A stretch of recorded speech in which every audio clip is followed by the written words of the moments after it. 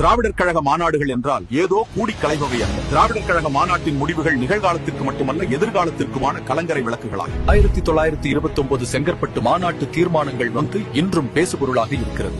திராவிடர் கழகத்தின் அரும்பெரும் முயற்சியால் இந்தியா முழுமைக்கும் பிற்படுத்தப்பட்டவர்களுக்கு 27 விழுக்காடு கொண்டு வரப்படவில்லையா? பெண்களுக்கு சொத்துரிமை, கல்வி, வேலை வாய்ப்பில் முன்னுரிமை, அனைத்து ஜாதியினர் அர்ச்சகர் சட்டம், ஜாதி ஒழிப்புக்கான சட்டங்கள் என்று திராவிடர் கழகத்தின் தீர்மானங்கள் எல்லாம் இன்று சட்டமாக உள்ளதை மறுக்கவோ மறைக்கவோ முடியாது.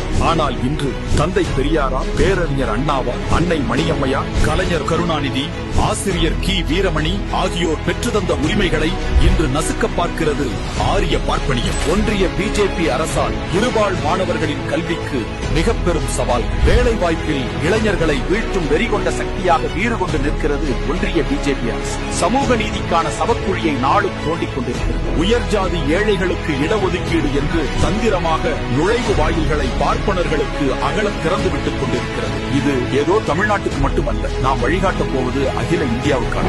ஜாதி ஒழிப்பானாலும் சரி, சமூக நீதியானாலும் சரி, பெண்ணுரிமையானாலும் சரி, சமத்துவ கோட்பாடாக இருந்தாலும் சரி, தந்தை பெரியாரின் சிந்தனைகள் அகில இந்தியாவிற்கே தேவையானவைதான். தஞ்சாவூர் திலகத்திடலில் வரும் 21 பிப்ரவரி 2026 சனியன்று திராவிடர் கழக மகளிர் அணி, திராவிடர் மகளிர் பாசறை, திராவிடர் கழக இளைஞர் அணி, திராவிடர் மாணவர் கழக மாநில மாநாடு